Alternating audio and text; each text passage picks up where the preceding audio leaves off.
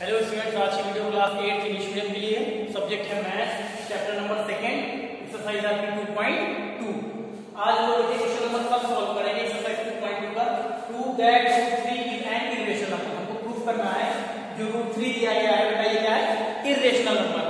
सबसे पहले आपको ये भी पता होना चाहिए कि इर्रेशनल नंबर क्या होता है। रेशनल नंबर तो आप जानते हो, ऐसे नंबर जिनको हम P/Q के फॉर्म में लिख सकते हैं, है ना। और जहां पे Q जो है वो 0 नहीं होना चाहिए, वहां उसको हम बोलते हैं क्या? रेशनल नंबर, है ना। आपको डेफिनेशन भी हमने बताई थी, number that can be expressed in the form of P/Q where Q is not equal to 0 और कॉल्ड रेशनल नंबर। कंडीशन बताई थी ना, कोई भी नंबर अगर हम उसको P/Q के फॉर्म में लिख सकते हैं और Q is not equal to 0, Q is not equal to 0 where P and Q are integer, P and Q are integer, तो हम क्या बोल सकते हैं कि वो क्या है बेटा? रेशनल नंबर है। जैसे मान लीजिए 3/7 ले लिया, तो यहाँ पे क्या है? देखो ये P/Q के फॉर्म में, P की जगह 3 है और Q की जगह 7, P/Q के फॉर्म में है ना। और Q is not equal to 0 यानी डिनोमिनेटर 0 भी नहीं, डिनोमिनेटर 0 भी नहीं, 7 है, तो यानी कि ये क्या है? ये रेशनल नंबर है कि नहीं? हाँ, तो यानी ये तीन कंडीशंस को जो फॉलो करेगा, यानी P/Q की फॉर्म में हो और डिनोमिनेटर क्या होगा? 0 ना हो, तो क्या कहलाएगा? Rational number. तो इर्रेशनल नंबर क्या होगा? इर्रेशनल नंबर इसका जस्ट अपोजिट है, numbers that cannot be expressed in the form of P/Q where P and Q are integers and Q is not equal to 0। कहने का मतलब है कि ऐसे नंबर जिनको हम P/Q के फॉर्म में नहीं लिख सकते, जिनको हम P/Q के फॉर्म में नहीं लिख सकते, तो कौन से नंबर हैं जिनको बेटा हम P/Q के फॉर्म में नहीं लिख सकते? ऐसे नंबर जो कि परफेक्ट स्क्वायर ना हो। जैसे देखो, जैसे हम बता दें आपको, जैसे मान लीजिए हो गया √2 हो गया, √3 हो गया, √5 हो गया, √7 हो गया, √11 हो गया। अब देखो जितने भी नंबर बेटा यहाँ पे हमने लिए सब क्या है? सब इर्रेशनल नंबर। क्यों? क्योंकि इनको हम P/Q की फॉर्म में नहीं लिख सकते, है ना।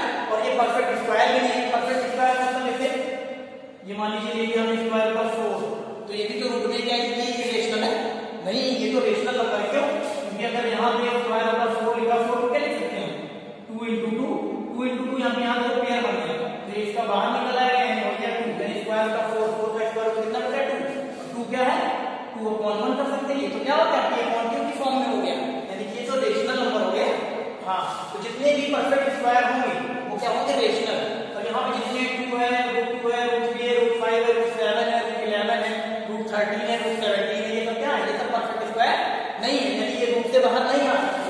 16 ले लिया बेटा हमने, क्या लिया? 16 का तो स्क्वायर रूट निकाल सकते हो, इसको 4 × 4 लिख सकते हो, 13 बन गया, ये बाहर आ गया, यानी ये बाहर आ गया, यानी 4/1 ये तो रेशनल है। लेकिन √2, √3 को लिख सकते हो? नहीं लिख सकते। तो ये सीधा सीधा ऐसे समझ लीजिए, जितने भी नंबर होंगे जो कि परफेक्ट स्क्वायर नहीं होंगे, यानी जो रूट से बाहर नहीं निकल सकते, वो क्या है? इर्रेशनल है। और जो रूट से बाहर नहीं निकल सकते उन्हीं को हम क्या बोलते हैं? इर्रेशनल।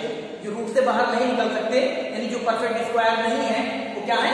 इर्रेशनल। अभी क्लास 8 तक इतना समझिए आप, ठीक है। वैसे तो डेफिनेशन बहुत ये एरिया जो है बहुत बड़ा सा है, बहुत वास्ट है, लेकिन अभी आप कुल इतना ही समझिए जो हम बता रहे हैं कि ऐसे रूट वाले ऐसे नंबर जो कि रूट से बाहर नहीं आ सकते, यानी कि जो परफेक्ट स्क्वायर नहीं है, उनको हम इर्रेशनल नंबर बोलते हैं। या ऐसे बोल सकते हैं ऐसे नंबर जिनको हम P/Q की फॉर्म में नहीं लिख सकते, वो क्या है? इर्रेशनल नंबर है। तो समझ में आया इर्रेशनल नंबर? चलिए अब हमें क्या प्रूफ करना है? हमको तो प्रूफ करना है कि ये जो √3 दिया गया है ये इर्रेशनल है। तो आपको पता है √3 क्या है? ये परफेक्ट स्क्वायर नहीं है, इसका आप स्क्वायर रूट निकालो तो रूट से बाहर नहीं आ पाएगा, यानी ये इर्रेशनल है। लेकिन क्वेश्चन क्या कह रहा है? प्रूफ करके दिखाओ, इसको इर्रेशनल प्रूफ करके दिखाओ। √3 इर्रेशनल तो है ही है, लेकिन इसको प्रूफ करके आप दिखाओ। चलो प्रूफ करके दिखाते हैं। प्रूफ करने के लिए बेटा कंट्राडिक्शन मेथड का यूज करते हैं हम, ठीक है।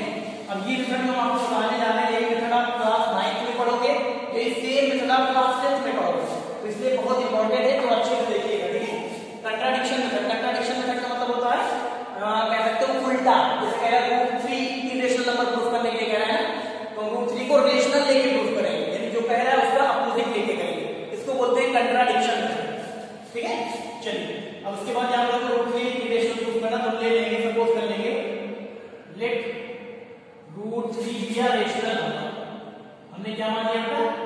हमने √3 को रेशनल नंबर मान लिया। इर्रेशनल प्रूफ करना हमने रेशनल मान लिया बेटा। हमने पहले ही बताया कि हम कंट्राडिक्शन मेथड सॉल्व करेंगे। हमने ले लिया √3 बी अ रेशनल नंबर, आपको पता है √3 हमने रेशनल ले लिया, तो रेशनल नंबर की फॉर्म क्या होती है?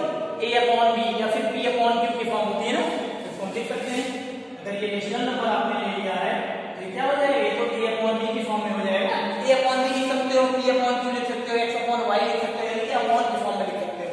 ठीक है, अब यहाँ आप लिख दीजिए ब्रैकेट में a और b है क्या, आप लिख दीजिएगा where a and b, where a and b are coprime, a और b क्या है, को-प्राइम है, and b is not equal to 0, and b is not equal to 0। अब आप कहोगे कि को-प्राइम क्या है, तो को-प्राइम बेटा ऐसे नंबर्स होते हैं जिनका HCF 1 होता है, या कह सकते हो जिनका कॉमन फैक्टर 1। जैसे मान लीजिए 2 ले लिया हमने, 3 ले लिया, ये क्या है बेटा, ये को-प्राइम है। कैसे को-प्राइम, क्योंकि इनका कॉमन फैक्टर 1 है।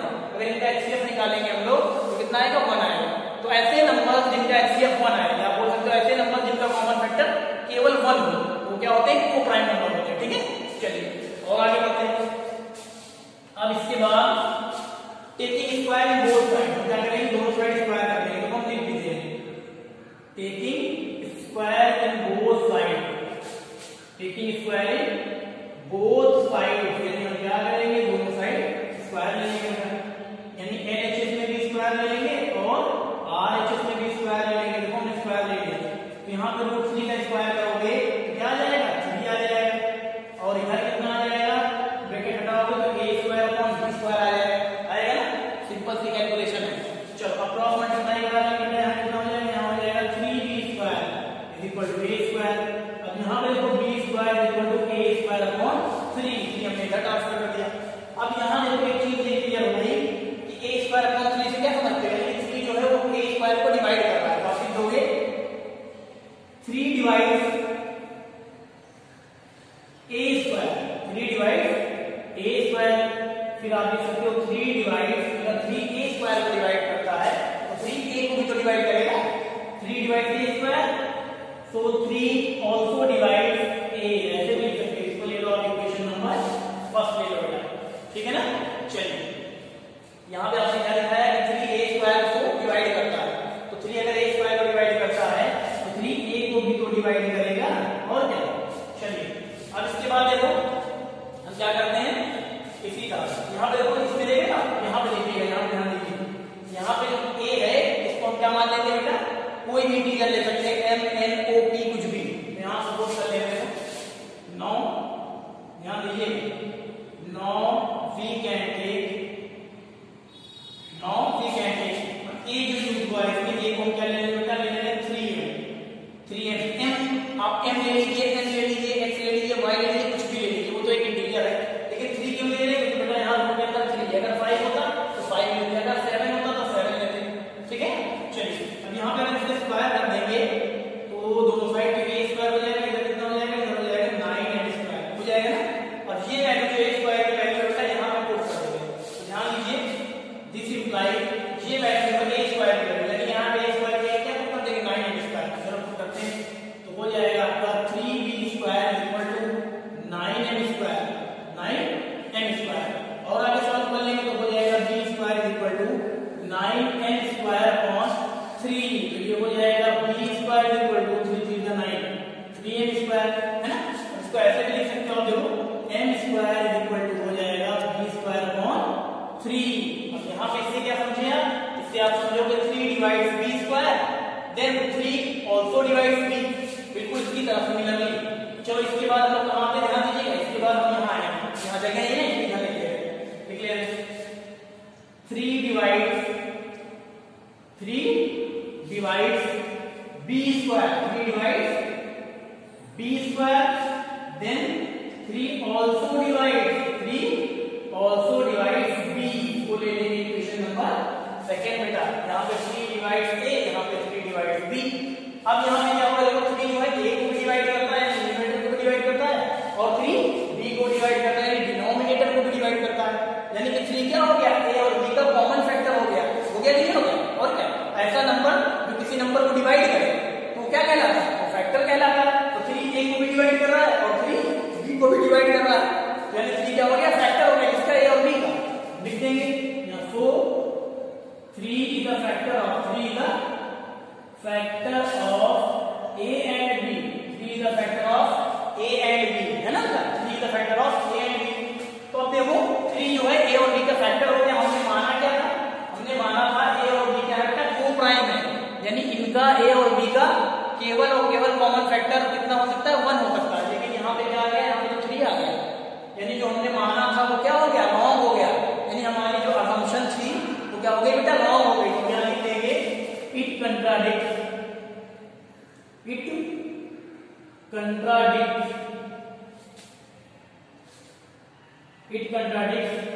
that A and B are co-prime, यानी जो हमने ऊपर माना था A और B co-prime है, वो क्या कर रहा है, इसका विरोध कर रहा है, उसके अगेंस्ट है। देखो यहाँ पे 3 इज द कॉमन फैक्टर, हमने माना क्या था, A और B co-prime है, यानी कि उनका 1 के अलावा कोई कॉमन फैक्टर ही नहीं होगा। लेकिन हम लोग आगे सॉल्व करते गए तो क्या मिल गया हमको, 3 जो है वो A और B का कॉमन फैक्टर है। यानी जो हमने माना था उसके अगेंस्ट आ गया, उसके विरोध में आ गया ना। कंट्राडिक्ट का मतलब होता है विरोध करना। अब यही चीज हमने लिख दिया कि contradict that A and B are co-prime, यानी कि हमारी असम्पशन जो हमने माना था बेटा वो क्या हो गई, रॉन्ग हो गई। लिख देंगे our assumption is wrong, our assumption ऐसे लिखना पड़ेगा आपको, आवर असम्पशन इज रॉन्ग, यानी हमने माना था कि A और B co-prime है, A और B क्या है, co-prime, यानी कि यहाँ पे हमने ये माना था कि ये रूट 3 जो है रेशनल है। तो क्या हो गया, हमारी असम्पशन अगर रॉन्ग हो गई तो वो क्या हो जाएगा, इर्रेशनल हो जाएगा। लिख देंगे hence root 3 is an irrational number, ठीक है। ये हो गया आपका प्रूफ, लास्ट में लिख लीजिएगा प्रूफ, प्रूफ। ये मेथड जो है बहुत इंपॉर्टेंट मेथड है, ये क्लास 9th में भी काम आएगा, क्लास 10th में भी काम आएगा। जो बच्चे पढ़ते हैं वो भी 9th 10th में उनसे पूछ लेना, उनकी फर्स्ट चैप्टर में ये है रियल नंबर में, ठीक है। इसको ध्यान से समझिएगा, नहीं समझ में आएगा फिर से आप